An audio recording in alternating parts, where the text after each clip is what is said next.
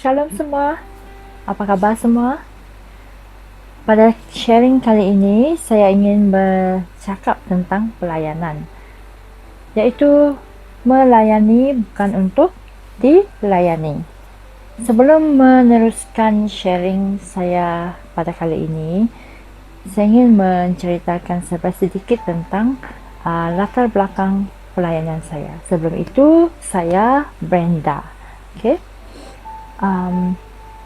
Pelayanan saya bermula apabila saya ditempatkan untuk mengajar di Limbang.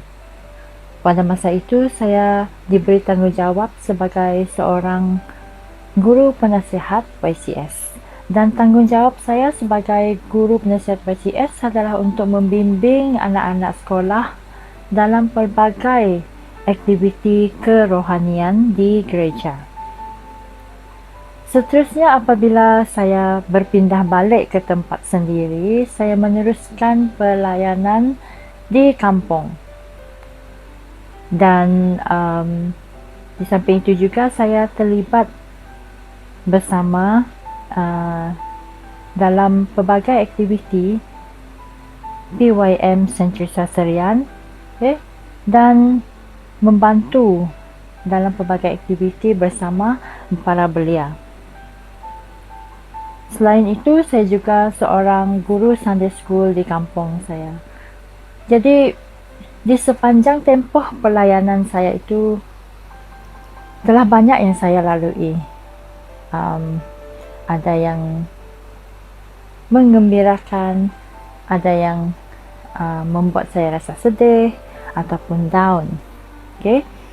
Jadi, apa yang ingin saya share seterusnya ialah berkenaan dengan cabaran.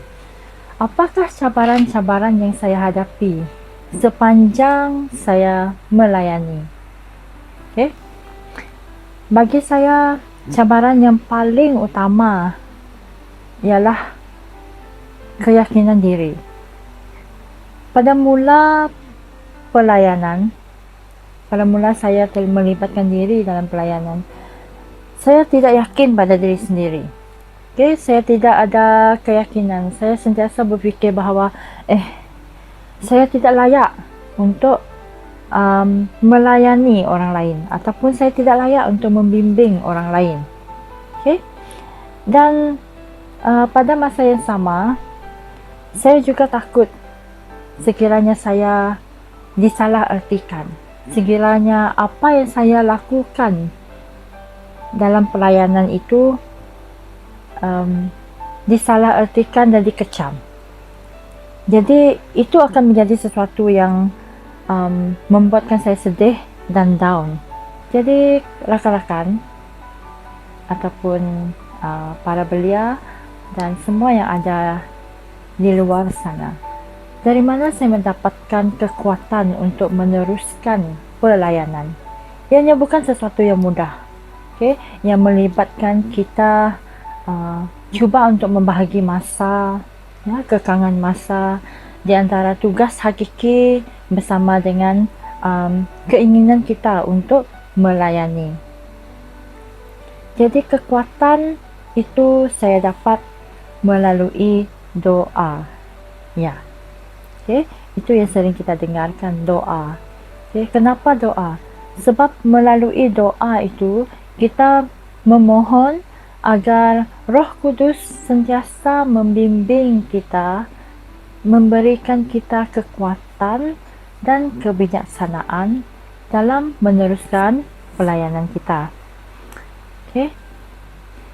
Dan tidak lupa juga kita harus ikhlas dalam apa juga yang kita lakukan.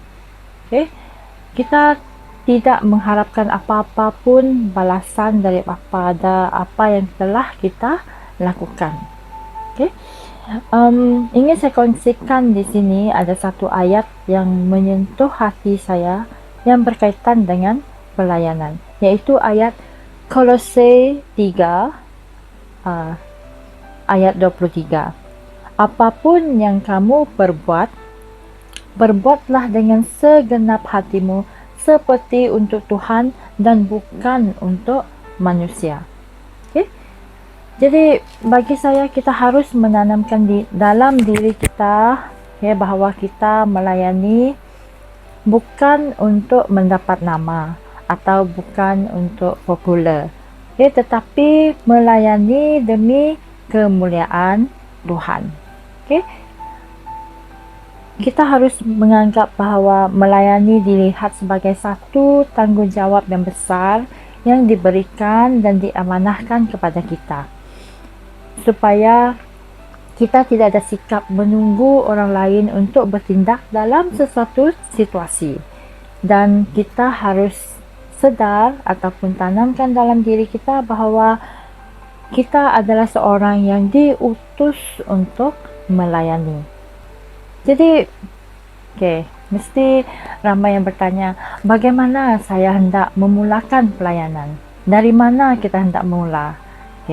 Kita boleh bermula dari gereja kita sendiri, dari gereja kita di kampung. Kita harus tahu apa kebolehan kita, di mana kekuatan kita, supaya kita boleh melayani dengan lebih efektif. Dan itu akan menjadi salah satu dorongan supaya kita lebih bersedia untuk melayani. Contohnya di gereja, kita boleh menawarkan diri sendiri supaya kita menjadi seorang pembaca, ataupun kita menjadi komentator. Jika kita tahu bermain alat muzik, kita boleh menawarkan diri untuk menjadi pemain muzik dalam gereja, dan juga menyanyi bersama choir, ataupun kita membantu dari segi teknikal, menjadi warden, altar server, dan berbagai lagi tugas-tugas yang boleh dilakukan di gereja.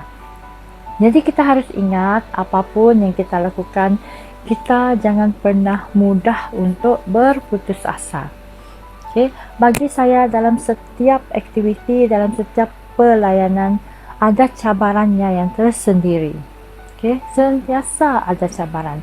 Jadi bagaimana kita menghadapinya? Jangan pernah berputus asa. Jangan pernah kita lelah untuk bekerja di ladangnya Tuhan. Kerana apa? Kerana Roh Kudus sentiasa membantu kita. Roh Kudus sentiasa memberi kekuatan, mengajar dan menopang. Macam familiar pula lirik lagu itu kan. Jadi itulah dia tadi. Dan kita harus sedar bahawa hidup kita ini adalah satu kesempatan yang diberikan untuk kita gunakan sebaiknya untuk melayani sesama kita. Satu hari nanti kita menjadi berkat bagi orang lain.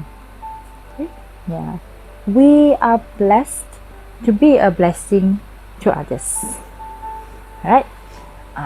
Jadi saya harap selepas ini, jika kita ada keinginan untuk melayani, teruskan. Dan jika kita sedang melayani ataupun sedang aktif dalam pelayanan, jangan berhenti. So, everyone, go and serve. Right? See you next time. Jadi, stay healthy and stay safe, everyone. God bless.